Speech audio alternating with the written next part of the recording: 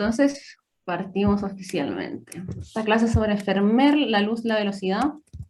En verdad se trata un poco de las lecturas que tratan de acercar a Fermat con a Spinoza, pero ligadas al concepto de eternidad y de ciencia intuitiva. Esa es como la lectura más predominante y está directamente relacionada con Deleuze. Casi todas son como fruto de esa, como que Deleuze inauguró más o menos esa área y como que todo el mundo le gustó y así quedó. Entonces, para entrar en eso, como implica el concepto de ciencia intuitiva y eternidad, voy a pasar primero por Spinoza, por la teoría de los géneros del conocimiento, y después me introduzco directamente con Fermat, o sea, con las lecturas que hay sobre Fermat y la estética. Entonces, los géneros del conocimiento en Spinoza son tres, al menos en la ética. En el Tratado de la Reforma del Entendimiento es como lo mismo, pero están subdivididos de forma distinta. Y son cinco, si es que no me equivoco. Porque la imaginación está dividida en más, como que la imaginación en el cambio desde el Tratado de la Reforma del Entendimiento a la ética, como que fusiona, sintetiza diversos tipos de conocimiento, como el conocimiento de vidas, el conocimiento por signos, y como que en la ética todos esos conocimientos que son vagos se aunan en la imaginación. Bueno, la imaginación, ya habíamos hablado un poco, es un conocimiento inadecuado, porque no es un conocimiento sin causas, es más que nada el conocimiento de los movimientos corporales, ¿ya? Entonces, es un conocimiento que se relaciona directamente con los cuerpos. Y ahí lo que yo había querido enfatizar la clase anterior era la distinción entre imaginación e imagen, en cuanto que la imaginación como género del conocimiento pertenece a la mente, y la imagen como producción intercorporal es un proceso efectivamente desde la extensión, ¿ya? En este sentido, la imaginación en Spinoza opera en cierta medida como una... O sea, por ejemplo, Laurent Boff, que es un filósofo francés, va a decir que es una forma de estar en el mundo. Los géneros del conocimiento en Spinoza no son facultades propiamente tal, como clásicamente se tiende a entender la noción de género del conocimiento, sino que son más bien formas de estar en el mundo, ¿ya? Eso es muy heideggeriano, pero bueno, o formas de habitar el mundo, también heideggeriano. Bueno, dejemos a Heidegger ahí. Pero son formas en cómo se vive la experiencia, ¿ya? Entonces, la imaginación, la razón y la ciencia intuitiva no son como entidades autónomas, ¿ya? Sino que existen en una suerte de simultaneidad, ¿ya? Es cierto que es un grado de ascensión, o sea, de la imaginación se pasa a la razón, de la razón a la ciencia intuitiva, de la imaginación claramente no se puede saltar a la ciencia intuitiva. Sin embargo, el paso a la razón o a la ciencia intuitiva no suprime ni la imaginación ni a la razón, ¿ya? Y eso es como sumamente importante recalcarlo, porque hay varias lecturas que tratan de siempre de eliminar a la imaginación, que es lo que hace Deleuze, por ejemplo.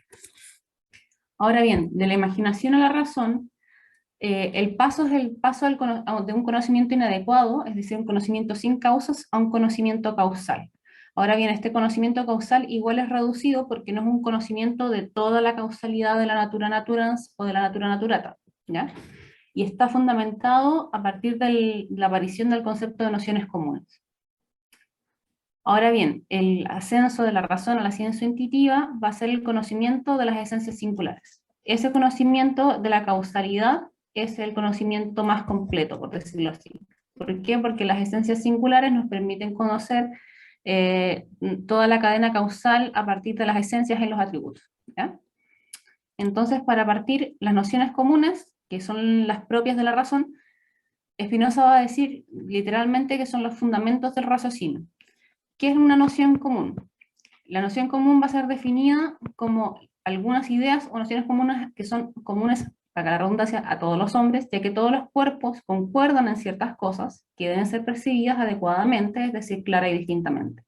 Es decir, la noción común permite aunar o comprender aquello que es común a diversos cuerpos, que se da igualmente en la parte y el todo, y que en cuanto que tal permite un conocimiento causal, ¿ya? Entonces, aquí estoy citando un artículo de Antonio Rocha, que es un mexicano que tiene muy buenos trabajos. Y encontré que él sintetizaba mejor de lo que yo podía hacerlo, así que ahí está la cita. Entonces, por nociones comunes, Spinoza comprende aquello que es común a dos o más cuerpos y que se da igualmente en la parte y el todo. El carácter adecuado a las nociones comunes proviene del hecho de que cuando somos afectados por una propiedad que es común a nuestro cuerpo, reconocemos esa propiedad como formalmente presente en los dos cuerpos como constitutiva de ambos. En este caso, no meramente extrapolamos, como en la imaginación, una afección, una experiencia particular y la convertimos en conceptos, sino que derivamos una propiedad objetiva y necesariamente compartida. Eso es importante porque hay que distinguir la noción común de una noción trascendental o bien de una noción universal, ¿ya? La noción común, por la definición que da Spinoza, tiene un carácter corporal, porque se trata de una experiencia que se da entre uno o dos más cuerpos, uno o dos más, o más cuerpos, y que permiten concebir dentro de esa experiencia que hay algo común en los hombres que permite crear una cierta comunidad, ¿ya? Ahora bien, no hay que olvidar, sin embargo, que las nociones comunes, si bien están arraigadas materialmente en un conjunto de propiedades compartidas, en un círculo de convergencias, no constituye la esencia de ninguna cosa singular. Es decir, no son entidades reales, por lo que no poseen eficacia causal. En este segundo método de producción de universales, donde debemos citar la noción spinociana de natura humana. O sea, fundamentalmente se trata de una cierta forma de colegir o de reunir experiencias que van a ser la base, en cierta medida, de una sociabilidad racional, ¿ya? Eso es importante porque igual tiene un componente político, no es solamente algo del entendimiento o algo físico, ¿ya? Sino que tiene repercusiones políticas.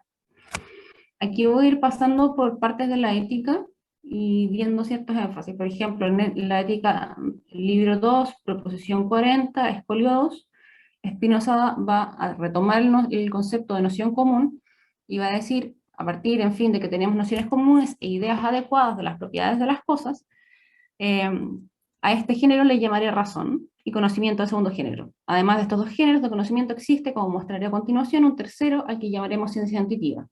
Y este género de conocimiento procede de la idea adecuada, de la esencia formal de algunos atributos de Dios, al conocimiento adecuado de la esencia de las cosas. ¿Ya? Entonces, hay un paso que es directo que tiene que ver con el conocimiento adecuado que se da en la razón, a partir de las nociones comunes, que va a permitir, entre comillas, que la idea adecuada no solo nos permita comprender la esencia formal de, o sea, no solo la cadena causal de las cosas, sino más bien la esencia formal de algunos atributos de Dios, ¿ya? O sea, la esencia de las cosas singulares. Luego volver a hablar de la razón, y que va a decir que la razón tiene una forma de comprensión de las cosas como necesarias y no contingentes. La única forma de conocimiento de las cosas contingentes es en la imaginación. ¿Por qué? Porque se trata de un conocimiento corporal y los cuerpos, entre comillas, interactúan, si bien por una causalidad, es una causalidad que en ese momento no se conoce, ¿ya?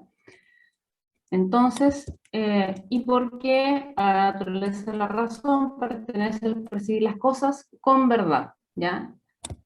Luego, es propio de la naturaleza de la razón percibir las cosas bajo alguna especie de eternidad, ¿ya? O sea, la razón lo que tiene de diferente es que al conocer la causalidad va a permitir conocer no solo las cosas en su necesidad, sino en una eternidad. La eternidad en Spinoza no es un concepto temporal numérico, sino que hace más bien referencia a, bueno, hay diferentes lecturas al respecto al concepto de eternidad en Spinoza, pero hace referencia a una forma de comprensión de lo real, ¿ya?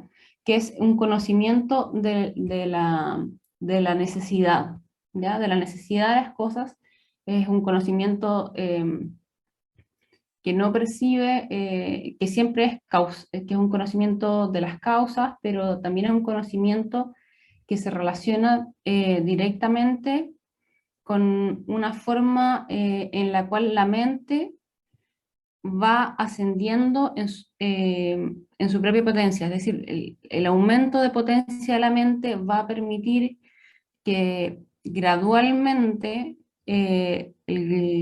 las cosas se nos presenten, o más bien, no que se nos presenten, sino que podamos concebir las cosas que se nos presentan en una forma necesaria, ¿ya?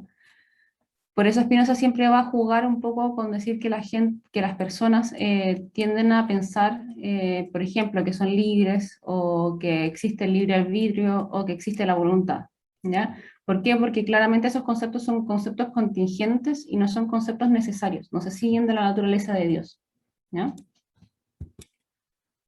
Aquí empieza toda una cadena de articulación conceptual que va a permitir articular el concepto de razón con, con otras categorías. Por ejemplo, en Ética 4, proposición 36, y la demostración va a decir que obrar, es decir, actuar por virtud, es obrar bajo la guía de la razón. Es decir, va a haber una identificación entre virtud y razón, ¿ya? Esto es importante porque hay que entender que el proyecto de la ética eh, hace coincidir la esfera epistemológica con la esfera ética, ¿ya? Entonces, el hecho de identificar virtud y razón permite comprender también que el fin máximo, entre comillas, del proyecto ético espinociano y político, porque es también un proyecto social, eh, es un proyecto que busca la beatitud, ¿ya? Y la beatitud va a nacer no solo por la guía de la razón, sino también por una búsqueda del sumo bien, que es el conocimiento mismo de Dios, ¿ya? Entonces, ahí mismo le dice, por tanto, el sumo bien de quienes persiguen la virtud es conocer a Dios, es decir, un bien que es común a todos los hombres y que puede ser igualmente poseído por todos los hombres en cuanto que son de la misma naturaleza. Ahora bien, eso no lo voy a saltar porque no me interesa. El salto directo a la ciencia intuitiva va a ser posteriormente, y aquí se va a articular el concepto de virtud que recién vimos, o sea que la virtud igual acción, que habíamos visto recién, va a ser ahora nuevamente resignificado con el concepto de potencia. ¿Ya? Entonces, por virtud y potencia entiendo lo mismo, es decir, la virtud, en cuanto que se refiere al hombre, es la misma esencia y naturaleza del hombre, en cuanto que tiene la potestad de hacer ciertas cosas que se pueden entender por las solas leyes de su propia naturaleza. Aquí me faltó una identificación. Que virtud, en cuanto a potencia, va a ser igual a acción, como vimos recién, que va a ser igual a conocer, pero cuando Spinoza en esta definición dice eh, la virtud en cuanto que se refiere al hombre es la misma esencia, naturaleza del hombre, esta identificación va a ser igual también al connatus, que es la proposición 9 de Ética 3. ¿Ya? El connatus es definido por Spinoza como la esencia del hombre, que después deviene el concepto de deseo, que es cupiditas y no desiderium, en una forma de tratar de mantener la inmanencia de una concepción del deseo que la noción de desiderium no es capaz de otorgarle. Pero es interesante notar que esta cadena de identificaciones que van operando a lo largo de la ética van articulando conceptos que entre sí pueden parecer de diversa naturaleza, ¿ya? Entonces, la ética finalmente es una suerte de red conceptual, para usar un término deleuziano, aunque no me guste, como medio rizomático, donde todas las categorías en cierta medida están medidas vinculadas. Entonces, esta primera identificación entre virtud, potencia, acción, conocer y connatus le van a permitir a Spinoza posteriormente enunciar qué es la ciencia intuitiva, ¿ya? Entonces, por ejemplo, en Ética 5, proposición 25, Spinoza va a decir, el supremo esfuerzo del alma y su suprema virtud es entender las cosas con el tercer género de conocimiento, ¿ya? Después, en la proposición 32, en el corolario, va a decir que del tercer género de conocimiento, que es la ciencia intuitiva, nace el amor intelectual a Dios, ¿ya? Y se trata, y aquí aparece algo que es un tema de discusión hasta ahora, que es el hecho de que Spinoza hable del amor intelectual a Dios implica que hay una suerte de afectividad operando, ¿ya? ¿Por qué? Porque el amor es definido por Spinoza como un afecto que implica un aumento de potencia, que tiene como causa, en fin, este amor tiene como causa directa a Dios, ¿ya? En ese sentido, podría decirse que es un afecto no solo activo, sino que es también un afecto que tiene una raigambre directamente intelectual, ¿ya? O sea, el mismo nombre lo dice. Pero eh, cuando Spinoza después liga el amor intelectual a Dios, que exige el tercer del conocimiento, es eterno, entre comillas, rompe un poco la cadena con la afectividad en cuanto a que los afectos tienen una duración, ¿ya? Entonces, aquí hay una suerte de amalgama entre el concepto de eternidad, finitud e infinito también, mediante el cual Spinoza trata de fundamentar una forma de conocer el mundo, o una forma de habitar el mundo, de estar en el mundo, o de percibir el mundo, eh, en la cual el conocimiento de las esencias singulares va a estar vinculado directamente a un afecto de alegría, que es el concepto más, que es el contento de sí mismo, que es el contento más grande que puede darse según Spinoza, ¿ya? Y ese contento de sí mismo, en cuanto que nace de la razón, es decir, en cuanto que nace del concepto de Dios, va a permitir concebir la existencia no solo desde una forma ética o etológica, como va a decir después Deleuze, tratando de separar un poco el concepto de moral, sino que va a tratar de establecer la inmanencia como una forma de vida, ¿ya? Y nuevamente usa los términos de Deleuze. Ya, ahora bien, esa pequeña introducción la voy a ir ampliando acá. Me voy a concentrar principalmente en un texto de Deleuze que aparece en Crítica y Clínica, que se llama Spinoza y las tres éticas. Ahí Deleuze hace una suerte de correspondencia entre tres nociones. Spinoza va a hablar que, o sea, Deleuze va a hablar de que existen en Spinoza tres éticas, guiadas por tres nociones básicas: los signos o afectos, las nociones o conceptos, las esencias o preceptos. Los signos o afectos se van a corresponder en un régimen estético con el concepto de sombra. Y las sombras, finalmente en su análisis, van a dar cuenta de lo que él concibe como imaginación y los cuerpos. Las nociones o conceptos, por su parte, van a estar estéticamente ligadas a la aparición de los colores, que en el léxico spinociano son la aparición de las nociones comunes y de la razón. Y finalmente las esencias o preceptos va a ser la aparición de la luz como pura luz, es decir, no mediatizada por materiales opacos, que serían los cuerpos, sino que sería la luz pura en su velocidad, es decir, sería la expresión de la ciencia intuitiva o eternidad. Ya, este fundamento de la idea de que la ética pueda ser leída bajo un prisma óptico no es una lectura solo de Deleuze, sino que es bastante compartida. Marilena Chaui también lo hace, no con los mismos términos y no con, entre comillas, apelando a las mismas nociones. Sin embargo, el hecho de que Spinoza no solo conozca de óptica, sino que también haya discutido y haya conocido, por ejemplo, Christian Huygens, que haya debatido en la correspondencia sobre la naturaleza de la luz o de ciertos fenómenos ópticos, ha permitido pensar que Spinoza tenía, entre comillas, por debajo del armazón teórico de la ética, un fundamento óptico. Además de que hay ciertas referencias que, si bien no son tan recurrentes, sí están, es que Spinoza sí habla en algunas partes de alguna equivalencia entre la luz y la verdad. ¿Ya? Es como bien platónico, pero aparece, pero no es tan fuerte, diría yo. Bueno, esta forma de comprender la ética Deleuze va a utilizar el concepto de signo o afecto como efectos, valga la redundancia. ¿Ya? ¿Qué van a tener en común los signos? Es que los signos, al igual como los cuerpos, solamente refieren a signos. ¿Ya?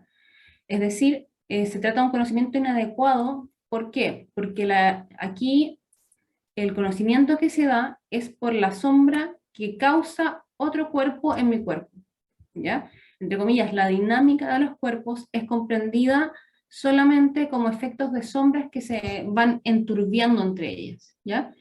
Es importante o es interesante notar que el concepto de sombra se ha visto de una forma igual peyorativa, ¿ya? ¿Por qué? Porque para Deleuze no hay conocimiento, entre comillas, real en la sombra en sí misma, ¿ya? Y es lo mismo que va a decir de la imaginación. Cuando dice que la imaginación tiene algo de irreal, o sea, tiene algo de... sí, tiene algo de irreal o algo de fantástico que le impide ser real, es lo mismo que opera aquí. Ahora bien, en un régimen pictórico, el rol de la sombra es sumamente importante, por lo cual es un tanto paradójico. Por ejemplo, si lo vemos en Rembrandt, Rembrandt es prácticamente el reinado de la luz y la sombra, con el chiaroscuro. Sin embargo, en Vermeer no es así, ¿ya? Entonces, si vemos este lado desde la óptica de Vermeer, por ejemplo, voy a saltarme a 1000 diapositivas, pero voy a volver, solamente para demostrar históricamente algo. Ya, estos cuadros. Por ejemplo, la lechera. Aquí la sombra nunca aparece completamente negra, ¿ya? Nunca aparece completamente contorneada, como si lo va a hacer Rembrandt, ¿ya? Aquí la luz y la sombra sigue siendo colorida, ¿ya? Y eso es lo que lo diferencia de Rembrandt, ¿ya? O sea, aquí es más evidente porque aquí ni siquiera hay una cota de negro. Entonces, el tema es que justamente que Deleuze busque a Vermeer es el hecho de que precisamente en Vermeer hay una ausencia, es aquí, hay una ausencia de negro, por decirlo así, para encarnar lo sombrío, que le permite concebir en Spinoza, tanto como en Vermeer, una cierta idea de actividad, ¿ya? Entre comillas, la liberación del color de las sombras, respecto de las sombras, va a implicar una forma óptica de comprender la filosofía spinoziana y el arte como un espacio óptico puro que va a dar cuenta de la velocidad, ¿ya? Es sumamente extraño, pero bueno. Ahora bien, yo creo que si mezclamos este texto con algo que aparece en Proust y los signos, que ahí Deleuze va a hablar de distintos tipos de signos, entre comillas, se evidencia mejor la crítica que al menos yo y sé que otros más le hacen a Deleuze, y es el hecho de que aquí en Proust y los signos, Spinoza, dale, Deleuze va a hablar de que existe, acaba de decir, hay signos materiales que pueden ser signos afirmativos, sensibles, alegres, pero que en sí mismos no son suficientes. Entonces, ¿qué dice Deleuze? El sentido material no es nada sin que encarne una esencia ideal, ¿ya? Pues esta carencia viene a ser suplida o completada por los signos del arte. Pues estos signos son, textual de Deleuze, desmaterializados, encuentran su sentido en una esencia ideal. Cierra la cita, para luego explicitar el carácter transformativo del arte. Los signos del arte los integra, los colorea en un sentido estético y penetra en la opacidad que todavía conservaban. Entonces comprendemos que los signos sensibles ya remitían a una esencia ideal que se encarnaba en su sentido material. Esto es importante porque hay una cierta obsesión con la búsqueda de la luz pura, ¿ya? Entonces para Deleuze, el signo del arte propiamente tal no está en la sombra, no está en el afecto ni en el efecto, es decir, prácticamente no están en los cuerpos, ¿ya? Sino que está en una forma desmaterializada de los cuerpos. Muchas personas han querido leer esta desmaterialización de la materia, que aunque suene paradójico, como la reformulación de un materialismo que puede ser mucho más radical en cuanto que la materia se torna pura potencia, ¿ya? Sin embargo, si se torna pura potencia y pierde la materialidad, la materia desmaterializada no tiene sustento físico para operar, ¿ya? Entonces, no podemos comprender lo que el mismo Deleuze quería saber, que es qué es lo que puede un cuerpo. Si desmaterializamos el cuerpo, ¿cómo vamos a descubrir, entre comillas, la fábrica del cuerpo humano? Que es lo que él mismo se pregunta, y lo mismo que Spinoza se pregunta en la proposición 2 de Ética 3. Esto, si lo volvemos a mezclar con lo que Deleuze trata de establecer en Spinoza y las tres éticas, va a consolidar una idea de un cierto idealismo. ¿Ya? ¿Por qué? Porque Deleuze va a ver en Spinoza una filosofía de pura luz, ¿ya? Y lo oscuro, como regido por las lógicas de la física, no va a ser más que sombra, un efecto de la luz, un límite de la luz sobre unos cuerpos que la reflejan o que la absorben. Es decir, estamos más cerca de Bizancio que del barroco. En cierta medida, Vermeer es una cierta anomalía del barroco, hay que hacer énfasis en eso. Si bien es considerado barroco, tiene rasgos bastante distintos, principalmente en lo que refiere a la composición pictórica de la perspectiva, por si acaso. Pero bueno, en vez de una luz que sale de los grados de sombra por acumulación del rojo, tenemos una luz que crea grados de sombra azul.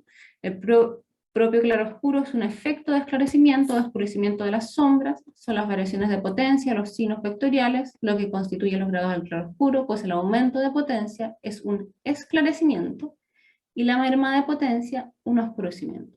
O sea, aquí está la típica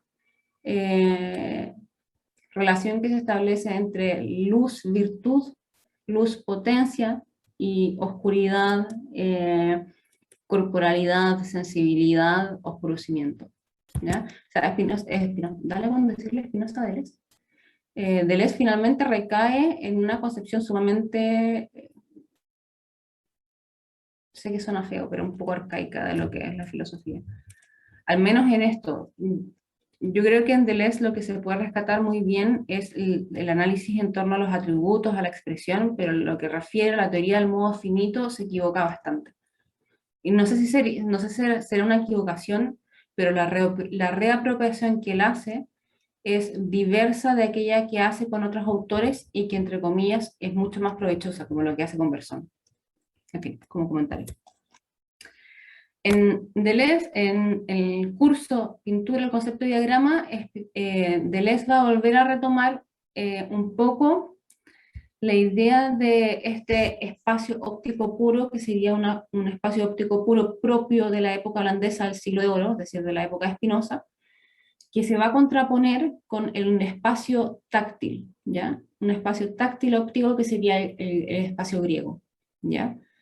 Este paso no solo sería dado por la ciencia y por el arte, sino que también se reflejaría en la filosofía, que sería el caso de la filosofía spinoziana. ¿Cuál es el rasgo más importante? Sería que, aquí va a decir, Bizancio será el abandono de la policromía en beneficio del colorismo y del luminismo. Son los primeros luministas, tanto como los primeros coloristas. Ahora bien, y esto es así porque la luz y la sombra ya no están sujetos a la forma, sino que están liberados e independientes de ella, y con ello también se encuentran cercanos a la liberación del color. De este modo, Deleuze, apelando a Goflin, ve en Bizancio la constitución de un espacio óptico que se opone al táctil óptico griego, cuya dicotomía volverá a expresarse en los siglos XVI y XVII. Esto nos permite también retornar, entre comillas, a estas categorías que Deleuze utiliza, que es la noción de color y noción común. Deleuze es sumamente enfático y utiliza sumamente bien en las categorías físicas con las cuales va a interpretar el tema del color en Spinoza, ¿ya? En ese sentido no es una lectura tan descabellada o tan loca, sino que es sumamente apegada a su propósito, ¿ya? Y en ese sentido está bien armada. Por ejemplo, aquí en este punto, la luz, en cuando aparece en las nociones comunes, ya no se va a reflejar y no va a ser absorbida por los cuerpos, sino que vuelve a los cuerpos transparentes al revelar su estructura íntima, su fábrica. Aquí la luz tiene un carácter transformador, se trata de una geometría óptica en donde la luz genera una operación de desmaterialización sobre los cuerpos. Aquí, dice Deleuze, el entendimiento es la aprehensión verdadera de las estructuras del cuerpo, mientras que la imaginación solo era la captación de la sombra de un cuerpo sobre otro. Es decir, lo que pasa con el color es que, entre comillas, ya no hay observación de la luz, ya no hay reflexión de la luz, ni reflexión ni refracción de la luz, sino que la luz, entre comillas, pasa por un material transparente, ¿ya? Y este material transparente va a ser, entre comillas, el devenir del modo finito, ¿ya? Como el modo finito deviene de la sombra mediante su transición en las nociones comunes, un conocimiento adecuado, entre comillas, va a ser resignificado, ¿ya? El modo finito como cuerpo, entre comillas, va a dejar esta corporalidad, se va a desmaterializar, o entre comillas, va a dejar la pesantez de la materia, y va a ser definido como Deleuze dice, como una estructura geométrica, ¿ya? Pero fluyente que se transforma y se da en la luz a velocidades variables. La estructura es ritmo, es decir, concatenación de figuras que componen y descomponen sus relaciones. En la causa de desacuerdo y acuerdo entre los cuerpos, las relaciones componen una nueva relación. Esta redefinición lo que va a hacer es que la materia deje, entre comillas, de ser materia para devenir rayo de luz. Es la única forma de comprenderlo de esa manera. Porque si no, la lógica de composición y descomposición de relaciones, es decir, el cuerpo ya no va a ser materia, sino que va a ser definido por lo que pueda un cuerpo, es decir, el movimiento y el reposo. Es decir, deja la materia y el cuerpo deviene solamente movimiento, reposo y relaciones de magnitudes variables de esto, ¿ya? Por eso se trata de un ritmo y tiene velocidad variable, ¿ya? Y por eso es una estructura geométrica. ¿Por qué? Porque deja la pesantez. Sin embargo, al dejar la pesantez de la materia, al dejar la corporalidad y al devenir estructura geométrica, lo que está haciendo Deleuze es abstraer el cuerpo, ¿ya? Hace un ejercicio de abstracción de la corporalidad y lo torna una categoría si bien dinámica e intensiva, que es lo que pretende, también es una consideración del cuerpo que no es propia del cuerpo. Después, Deleuze va, a raíz de esta redefinición de la corporalidad, va a decir que los modos son proyecciones de la luz en virtud de las variaciones de los objetos. Es por eso que los modos también son simultáneamente colores, causas colorantes. Ya, la inserción del color es por un tema físico. Ahí me voy a adelantar de nuevo porque creo que es más fácil explicarlo así. La luz y el color.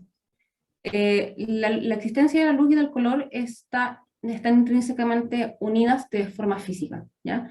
La forma en que nosotros conocemos los colores se debe a una intersección entre, bueno, la luz, el ojo, y al mismo tiempo las sustancias coloradas o coloridas.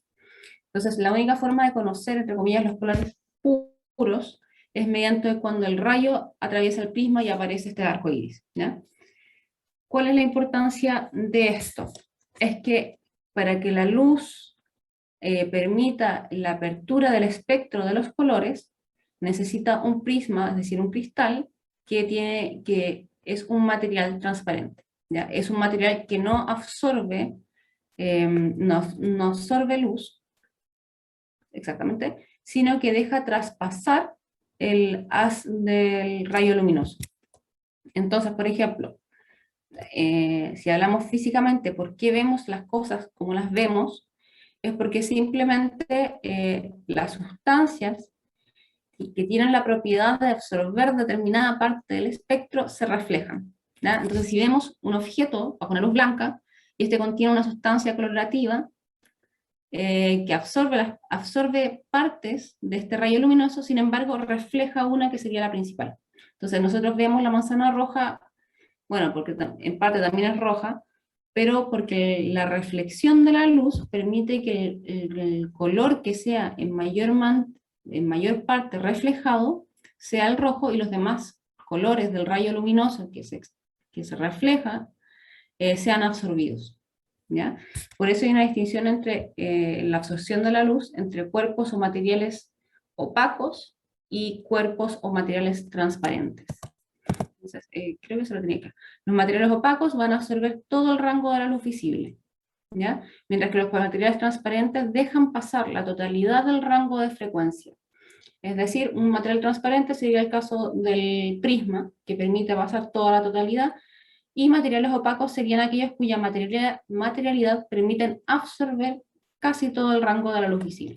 Entonces, Sin embargo, esto va a usar Deleuze para, entre comillas, fundamentar su teoría del color.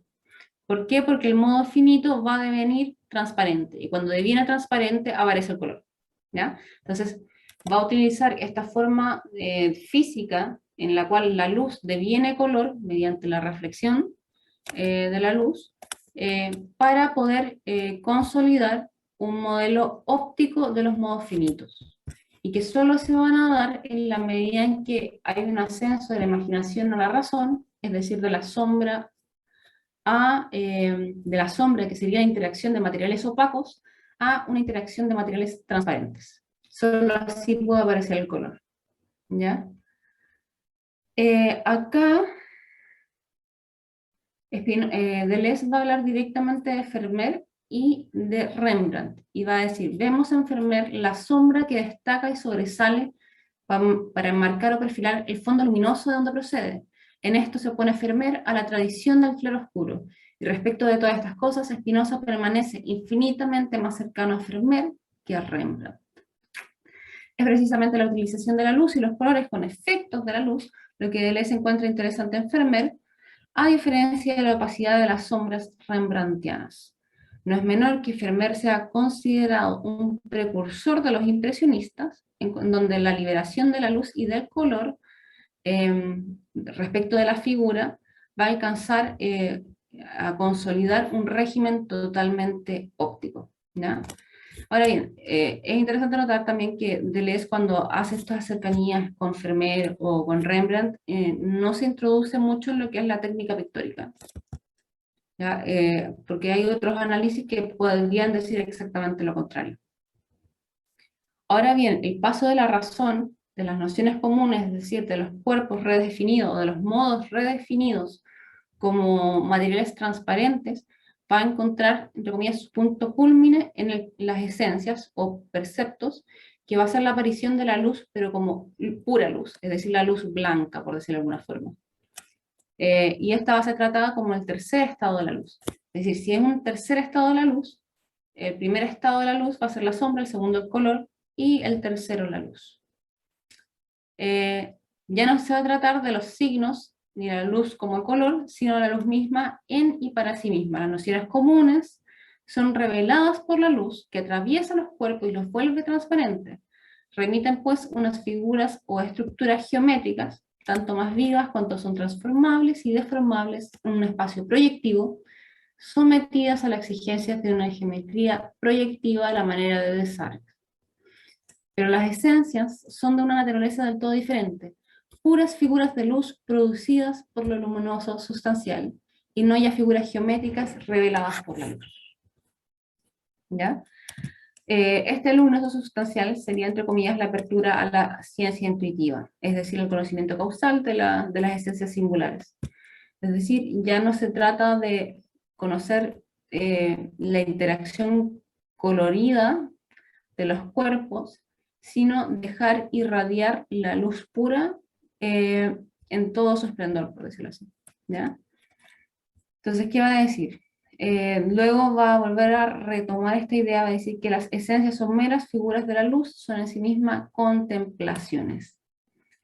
Y después va a, en virtud del concepto de luz, va a introducir el concepto de velocidad, ¿ya? Este concepto de velocidad, que lo va a tomar de las nociones comunes en cuanto a los modos son redefinidos como relaciones de movimiento y reposo, como velocidades relativas, entre comillas, van no sé cómo decirlo, van a excederse en el paso a la ciencia intuitiva, y se va a tratar de un conocimiento que son velocidades absolutas, ¿ya? Se trata de un conocimiento, por decirlo así, casi instantáneo, o de una sola vez, como dice Deleuze, y constituyen los dos caracteres de las esencias, velocidad absoluta y lleno relativa. Se trata de figuras de luz y no ya figuras geométricas reveladas por la luz, ¿ya? Entonces hay distinciones conceptuales. ¿Por qué? Porque es un conocimiento que viene, es decir, figuras geométricas reveladas por la luz, es decir, por los procesos causales físicos, pasa a ser una figura de la luz en cuanto a conocimiento de la natura naturans, ¿ya? Voy a saltarme esto porque ya me... Aquí aparece, por ejemplo, gran parte de las críticas que Deleuze va a hacer a Spinoza. Por ejemplo, así parece que los signos o los afectos no son ni pueden ser un elemento positivo de la ética, menos aún una forma de expresión. Después de eso, agregar es un lenguaje material afectivo más que una forma de expresión y que se parece más a los gritos que al discurso del concepto. Parece pues que si los signos afectos intervienen en la ética, será únicamente para acabar severamente criticados, denunciados, devueltos a su noche sobre la cual la luz rebota o en la cual perece. Sumamente sutil. Pero es interesante notar que lo que él mismo dice, lo que está criticando acá, es decir, el hecho de que los signos o afectos sean más cercanos a los gritos que al discurso del concepto, es lo mismo que él después va a tratar de retomar cuando hable del grito del cuerpo. Entonces, entre comillas, esta crítica que él hace a los signos o a los afectos es una crítica que él mismo se está haciendo a sí mismo, en cuanto que él mismo considera el cuerpo eh, como un grito de guerra, y que, entre comillas, permitió todo el ascenso a la categoría de cuerpo en la filosofía spinoziana. Una cosa bien paradójica. Ya, la lectura de Deleuze ha influenciado diversas lecturas. Está la de Jean-Claude Martin, está de Francisco José Ramos, está la de Roberto Diodato, y hay diversas lecturas. Yo creo que la de Francisco José Ramos, entre comillas, la que radicaliza un poco más la tesis que hace Deleuze. ¿Por qué? Porque él va a hablar algo que Deleuze no hace directamente, pero sí lo hace implícitamente, que va a tratar de hablar de que alcanzar la ciencia intuitiva va a tratar de ser un pensar sin imágenes, ¿ya? Un pensar sin imágenes se trata de un pensar del entendimiento. Ahí dice, es un pensar emancipado, por así decirlo, de su voluptuosidad, de las pasiones de la imaginación. Esta idea de un pensar sin imágenes es una lectura también muy típica de la ciencia intuitiva, que se trata de la idea de un pensar puro o un pensar sin cuerpo. Ahora bien, si bien esta lectura puede encontrar cierto asidero en Spinoza, cierto asidero en cuanto a que puedes encontrar proposiciones que podrían llevar a pensar eso, también hay proposiciones en la cual uno puede pensar precisamente lo contrario, ¿ya? ¿Por qué? Porque Spinoza siempre está hablando de que el conocimiento del alma depende del conocimiento del cuerpo. Y para uno conocer su propio cuerpo, no solo necesita conocer cómo es afectado, es decir, la naturaleza del propio cuerpo mediante la afección, sino también la naturaleza de los cuerpos exteriores. Entonces, esta idea de la inmortalidad o eternidad del alma, que Spinoza sí postula, en cierta medida, eh, también puede ser pensada como un correlato, y esto es una locura un poco mía, de una cierta eternidad de la materia. ¿Por qué? Porque el cuerpo es un... Ya, el cuerpo finalmente en Spinoza como individuo es una suma de partes, es una composición, ¿ya? Sin embargo, Spinoza, cuando va a hablar de la materia en la correspondencia, va a decir que la materia es la misma en todas partes, sí, pero que es diversamente configurada. Es decir, no hay creación de materia, porque en Spinoza no puede haber creación de cosas nuevas, sino que ya está todo contenido en esta causa sui. Entonces lo que pasa con la materia, es decir, con los cuerpos, en esta lógica de composición y descomposición de relaciones, cuando un cuerpo, entre comillas, muere, es decir, descompone su relación, estos cuerpos simples entran en una nueva relación que compone un nuevo individuo. Entonces, entre comillas, a la eternidad de la mente también correspondería una eternidad de la materia. Entonces, no se trataría de no solo de una eh, superioridad de la mente, porque ella es eterna, sino que también la materia tiene un carácter que lo hace eterno en la medida en que se fundamenta como una lógica de composición y descomposición. Y el hecho de que Spinoza mismo diga tajantemente que no hay creación de materia, es decir, la materia siempre es la misma en todos los lugares y no hay vacío. ¿Ya? Se trata de una cosa homogénea. Lo que cambia en la materia no es la creación, no es que se añada materia o se reste materia, sino que lo que cambia es la configuración. ¿Ya? Entonces, esto, entre comillas, da también para pensar esta idea de que se trate de un pensar sin imágenes, también es un cierto contrasentido y que en cierta medida puede ser rebatido desde la misma obra spinoziana, no solo a partir de la consideración de la materia, que es una consideración ya más física, sino también de la misma noción de idea del cuerpo, ¿ya? Una lectura que yo encuentro mucho más factible es la que tiene Pontus Hulten en un pequeño texto. Él, a diferencia de Deleuze, va a establecer una lectura mucho más técnica de la obra de Vermeer, ¿ya? Entonces va a hacer énfasis, por ejemplo, en la utilización de una perspectiva central perfecta en Vermeer y en la creación de un espacio racional. Esto, entre comillas, es lo que hace anómalo a Vermeer dentro del barroco, ¿ya? Pero sin embargo, esta perspectiva central va a estar el punto de fuga, el punto que permite la construcción de la perspectiva, ya no va a estar en el centro ligado, entre comillas, a la visión central, que es supuestamente la visión del espectador, sino que va a estar descentrada hacia la izquierda. Y es interesante notar que este descentramiento del punto de fuga hacia la izquierda del cuadro permite una visión de profundidad mucho más real respecto de las propias deformidades de la visión humana. Por eso, entre comillas, se pinta lo que se ve con las deformaciones mismas del ojo, ¿ya? Porque no se trata de situar un espectador ideal, sino de situar la imagen tal como se nos presenta, ¿ya? Dentro de las características que Pontus Hulten va a enfatizar de la pintura de Vermeer va a ser la utilización de los espacios cerrados como apertura al infinito, en donde lo infinito y lo finito conviven. ¿Por qué? Porque la sensación de profundidad que crea mediante la utilización de la perspectiva central, y especialmente utilizando la idea de la que Vermeer va a utilizar mucho una técnica pictórica que va a ser utilizar un fondo con una paralela, ¿ya? Esto se ve en los cuadros, en casi todos los cuadros. Y por ejemplo, el borde que uno ve de la pared horizontal con la paralela, con la perpendicular, ¿ya? Esta forma que se va a repetir en casi todas las obras, si uno se va fijando, según Pontus Hulten, va a permitir una apertura al infinito, va a permitir una, oh my god, no, ya, va a permitir una apertura al infinito en cuanto que lo infinito o sea, lo finito se funde en lo infinito, ¿ya? ¿Por qué? Porque va a crear no solo una mayor profundidad y una mejor forma de pintar lo que se ve, sino que también va a permitir enfatizar las superficies. En este sentido, lecturas de Hulten es casi contraria a la de Deleuze, ¿ya? Porque primero que todo, él va a hacer un énfasis en el concepto de espacio, ¿ya?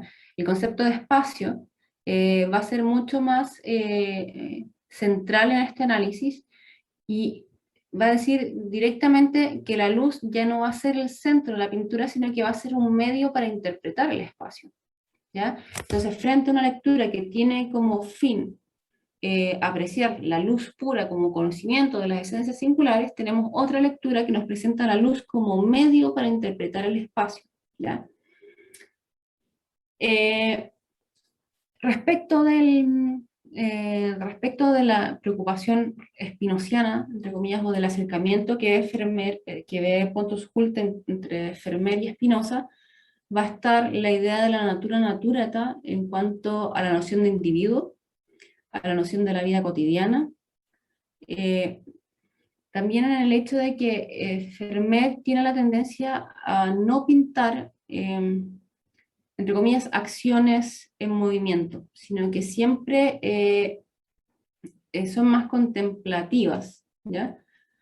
Y también la gran ausencia de retratos. Vermeer, a diferencia de su época, no sé si decir que no tiene ningún retrato, pero casi no tiene retratos. Creo que tiene un cuadro que parece ser un retrato, pero no lo es propiamente tal. Y la ausencia de retrato, entre comillas, lo distingue de su época, porque es la época del barroco holandés, también es conocida como la pintura de género, pintura de retratos, pero también permite concebir o reconcebir la individualidad, ¿ya? ¿En cuanto a qué? En cuanto a que los individuos ya no van a ser concebidos en su autonomía, sino siempre en su estar en conexión, ¿ya? Es decir, si Vermeer va a ser un pintor abocado a lo humano, porque sí, efectivamente pinta lo humano, esta humanidad va a ser comprendida en su forma universal como composición, ¿ya? Entonces, la composición pictórica que realiza Vermeer va a ser una en la cual las figuras humanas no van a estar escindidas de aquello que lo circundan. Y por eso también el tema de la luz va a ser importante para demarcar no solo los colores, sino para, entre comillas, hacer del espacio un espacio infinito, ¿ya?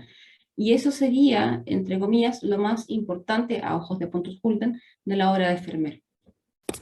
Ahora bien, esto se trata de la óptica geométrica con la cual se mide usualmente la lectura de Vermeer y de Spinoza. Entonces tenemos aquí distintas leyes, entre comillas, por las cuales se mira o se lee la obra spinociana al mismo tiempo que la obra de Vermeer. O sea, la ley de la reflexión de la luz, la ley de la refracción y la absorción.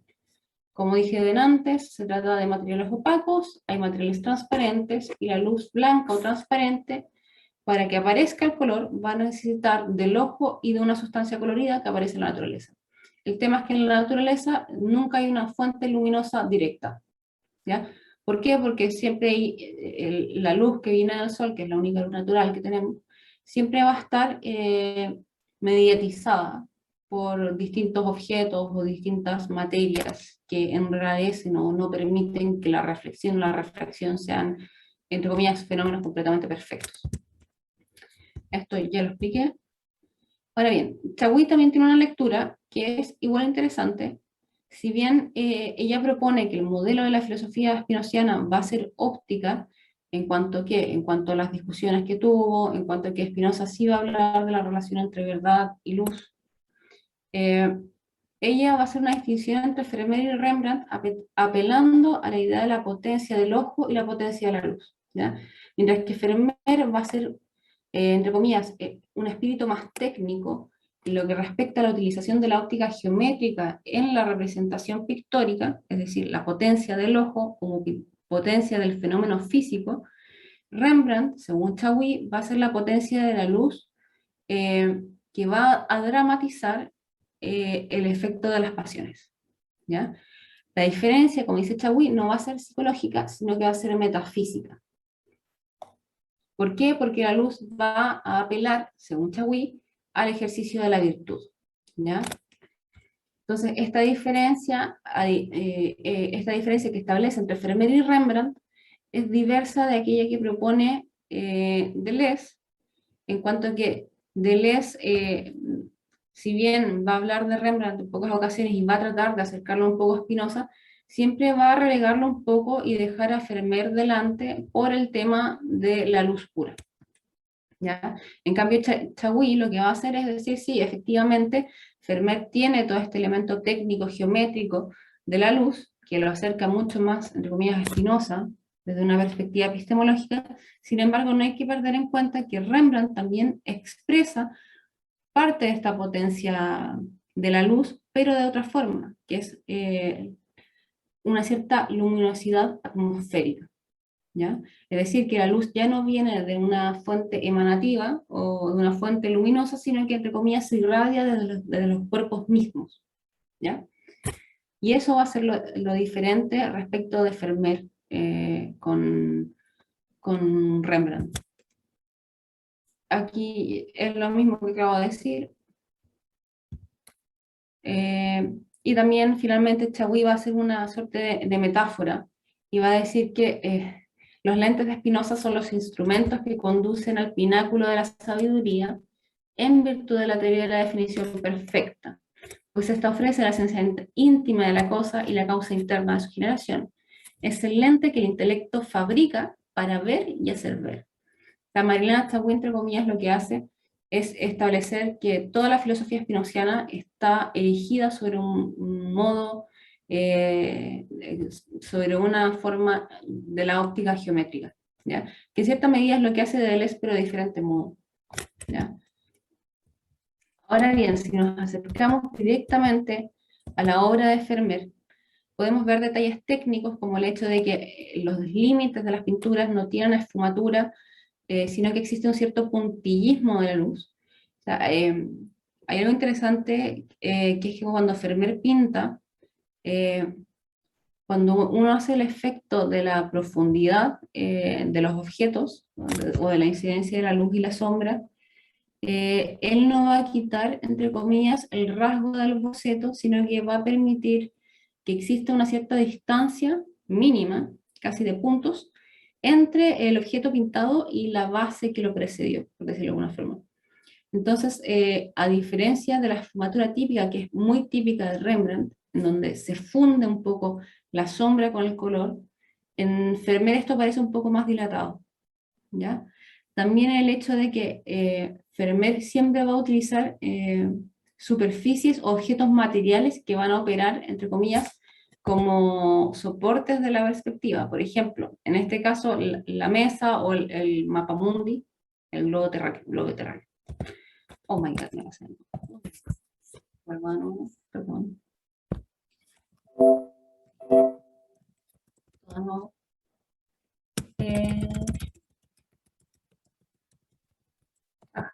Por ejemplo, acá también está la mesa, y también es que Vermeer va a hacer mucho énfasis en ciertos materiales. Y eso es muy interesante, porque si uno se fija en la pintura de los materiales, por ejemplo, de la jarra o del pan, se ve que el detalle es mucho más llamativo que el detalle que, por ejemplo, pueda tener la vestidura que tiene la lechera, en este caso, ¿ya?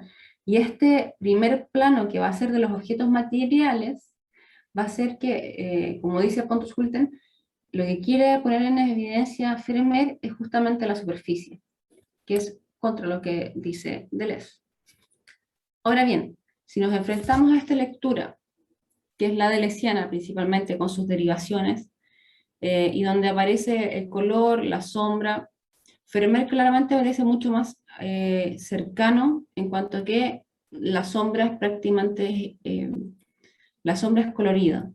O sea, siempre se ha dicho que Vermeer no solo es como predecesor del impresionismo, sino que también, tratando de pintar la luz, encontró el color, ¿ya? ¿Por qué encontró el color? Porque se dio cuenta que, entre comillas, la luz blanca, o la pura luz, en la naturaleza es prácticamente imposible. ¿Por qué? Porque requiere de medios transparentes que no existen en la naturaleza, a menos que pintes puros vidrios, por decirlo así. Y esto nos permite también plantearnos ciertas preguntas que deja el planteamiento deleuziano.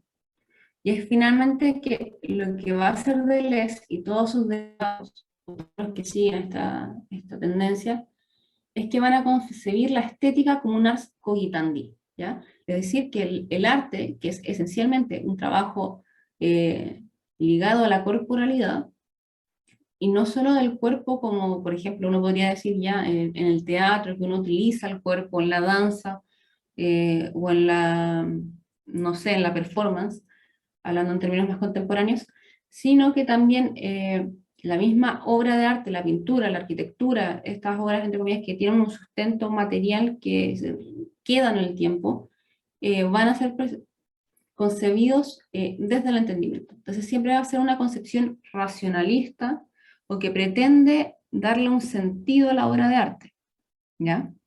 Entonces, si tenemos esta visión que postula Deleuze de los géneros del conocimiento, en donde la imaginación es un género prácticamente eliminado, lo que está eliminando son los cuerpos, es decir, está borrando prácticamente la naturaleza misma del arte, ¿ya?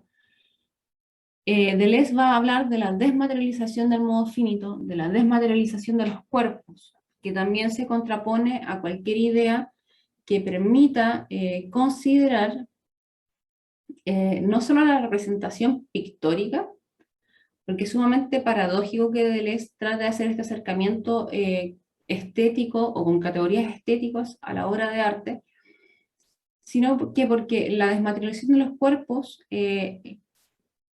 hace imposible concebir el arte mismo.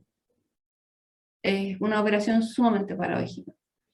Y finalmente la comprensión desde la óptica de los cuerpos, es decir, en la ciencia intuitiva, la comprensión de la esencia de los cuerpos deviene velocidad absoluta en tanto cuerpos transparentes y equivalentes a la luz misma. O sea, finalmente, esta búsqueda por la pura luz devendría estéticamente en un cuadro blanco, en Malevich. Entonces es sumamente paradójica esta lectura estética o de utilización de categorías estéticas para una filosofía inmanente. O sea, si uno lo ve en términos de expresión, ok, puede funcionar. Ahora bien, Deleuze en diversas partes, como lo pudimos ver, no solamente en Spinoza y las tres éticas, sino también en Spinoza y el problema de la expresión, y en la pintura, el concepto de diagrama, siempre va a tratar de desmaterializar el arte. ¿Por qué? Porque para Deleuze el arte va a ser siempre una operación cogitativa, ¿ya? Una operación intelectual. Y eso mismo nos hace preguntarnos qué pasa con la naturaleza de la obra del arte, ¿ya? O sea, qué pasa con el sustento mismo, con la física de la obra de arte, ¿ya? O sea, mi opinión, y lo dejo sumamente en claro porque sé que existen muchas lecturas al respecto, es que Deleuze tiene un afán idealista con la filosofía spinoziana. Y porque solamente así se puede explicar el desdén que tiene la imaginación, el desdén que tiene el concepto de sombra como fenómeno físico, pero también, entre comillas, dentro de la inmanencia spinoziana, ¿ya? Este desdén por el cuerpo opaco, por las relaciones de los cuerpos sin una causalidad o sin un conocimiento de la causalidad. ¿Por qué? Porque finalmente lo que le importa, como dicen Proust en los signos, es la esencia ideal, ¿ya? Y en esa medida, si uno busca la esencia ideal, efectivamente uno puede encontrar un pensar sin imágenes. Sin embargo, un pensar sin imágenes pone en jaque al arte mismo, ¿ya? Entonces, la operación que hace Deleuze, si bien es interesante y puede cobrar cierto sentido, que yo encuentro que sí lo tiene en ciertas partes, si uno se lo extrapola y lo pone en el ámbito del arte, deja un poco,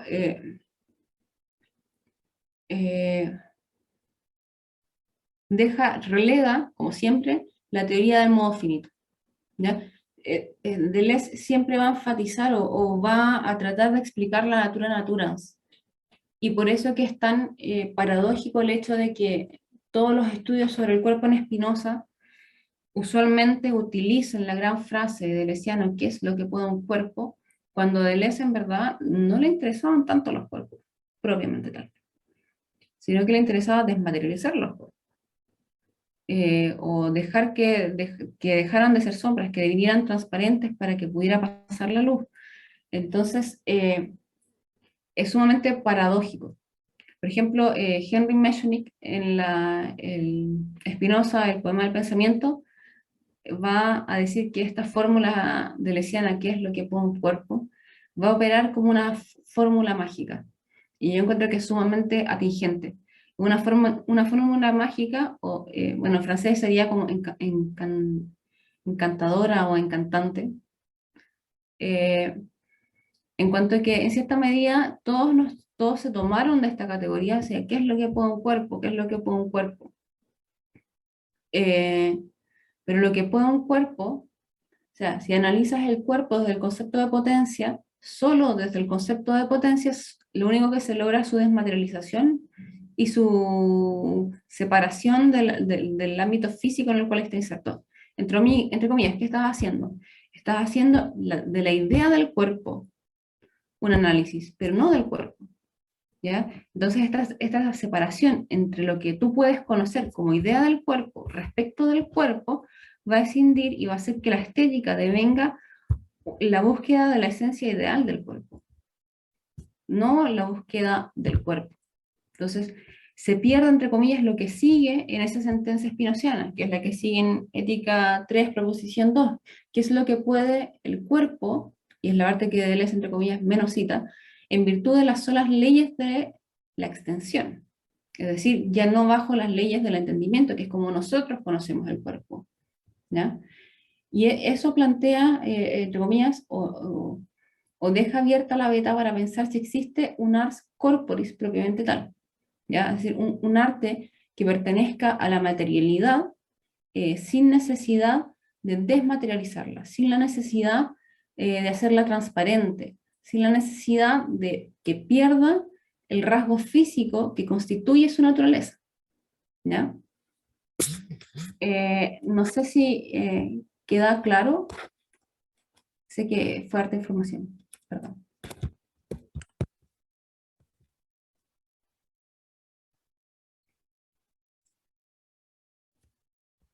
Pueden decir sí o no. Sí. Ok. No sé si tienen alguna pregunta.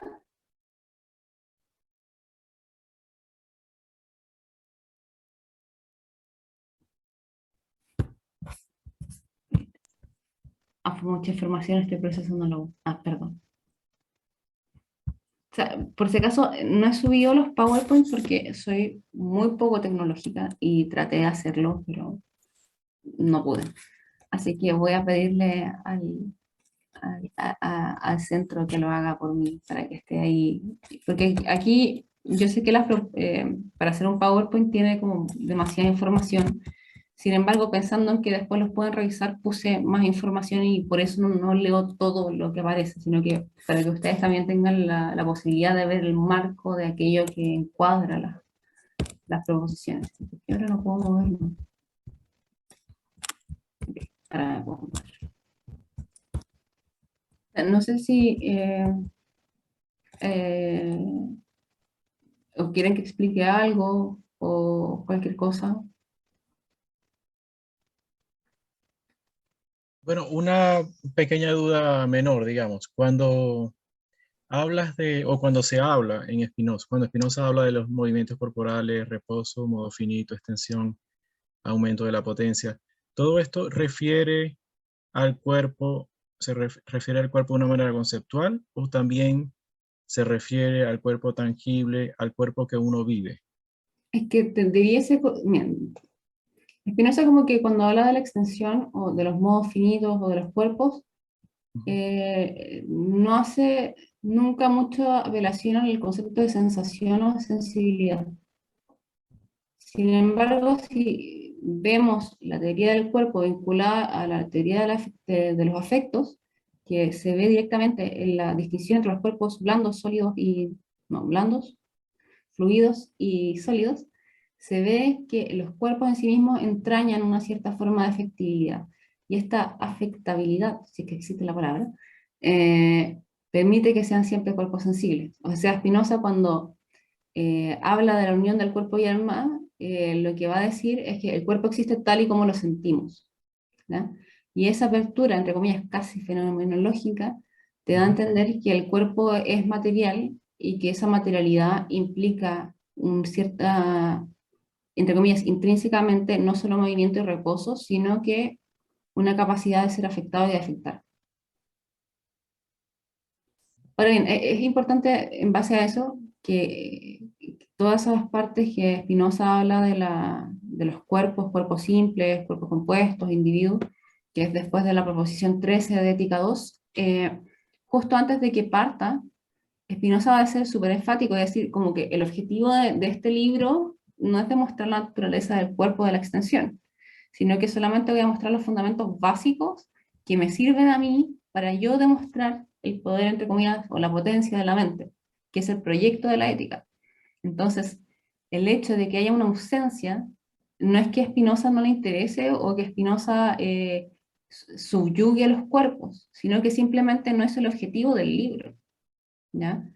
Entonces, efectivamente pueden haber ausencias, y hay ausencias en lo que respecta a los cuerpos, pero eso no es porque, entre comillas, el cuerpo no sea sensible, sino que porque es sensible, eh, pero con una sensibilidad que no es aquella que nosotros comprendemos usualmente, ¿ya? Porque la sensibilidad vendría dada por los afectos.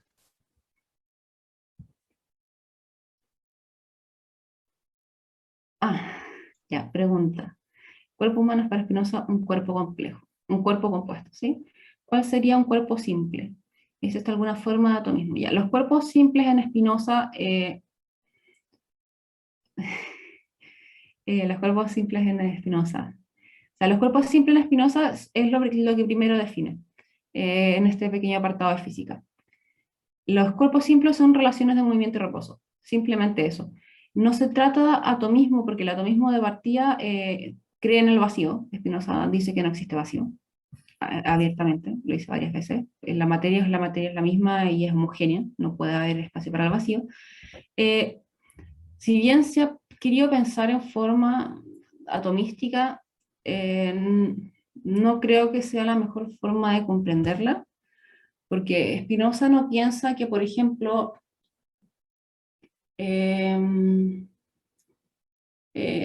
que la materia se subdivida en pequeños corpúsculos, ¿ya?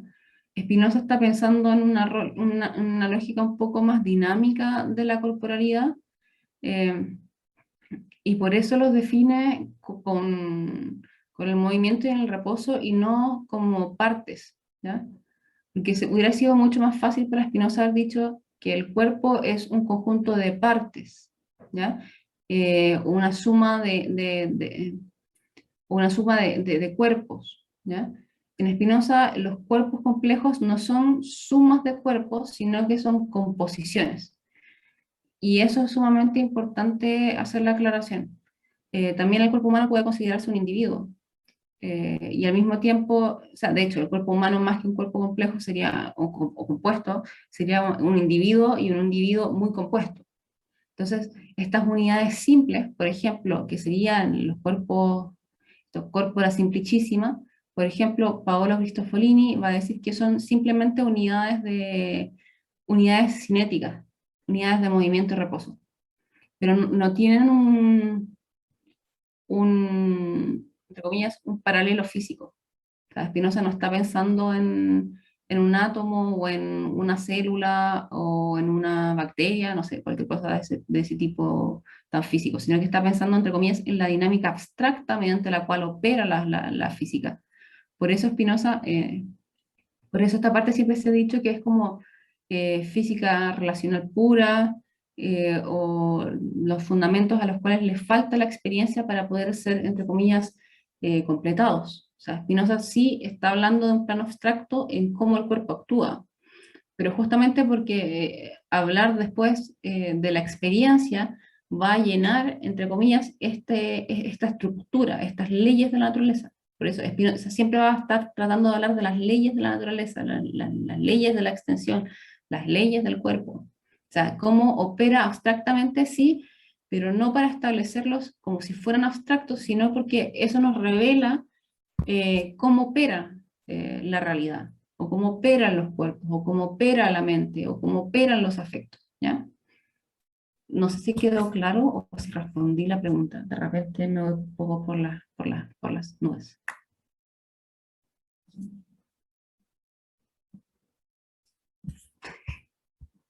¿Qué te pregunta? Sí respondiste. Ya, muy bien.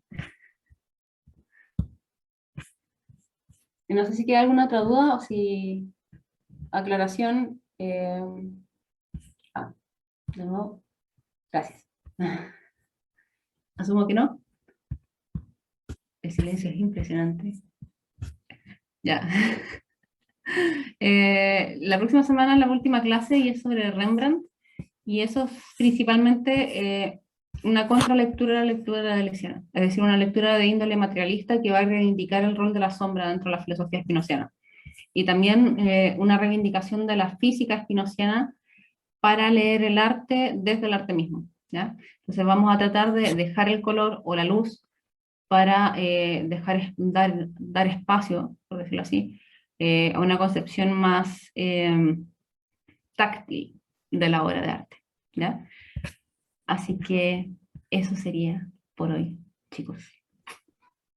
Muchas gracias. Que Hasta tengan luego. semana. Chat de nuevo. Súper.